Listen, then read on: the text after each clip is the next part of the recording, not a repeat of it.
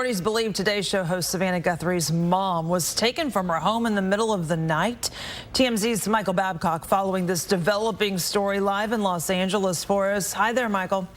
Good morning, Lauren. How are you? So are they saying that Savannah's mom was targeted? Yeah, that's the big, I think, unanswered question still at this point. Is this something that was completely random, or is this something, again, yeah, like you said, where she was targeted because she is the mom of somebody who is obviously on television and sometimes perhaps talks about, polarizing topics like politics. So, yeah, unknown at this point, Lauren, but I think that's the question on many people's minds. Yeah. The Today Show spent a considerable amount of time on the story yesterday, and Savannah not on the show.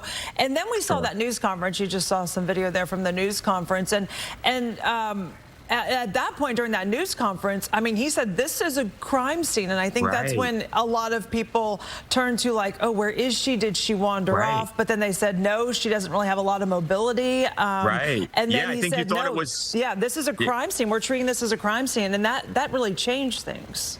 Yeah, no, absolutely. I think when you hear somebody that's 84 years old and they're missing, your mind starts to wander. Is this like a silver alert type of situation where somebody, but not exactly understanding what was fully going on and might have just walked away? But they said, first of all, one, she didn't even have that ability physically, and that there were troubling signs, and we've learned more about what those troubling signs are at this point. Now, there are reports that there was blood found in the house. Obviously, that would be very troubling. And there were also, we have been told that there was signs of forced entry. So you add those two things up, mom's missing, and obviously then at that point, your mind starts to wander to the worst place that she was taken. Now, it's not just local police on this. You've got the FBI. Obviously, the FBI's got a lot of experience with kidnappings, with ransom, if that's what it is.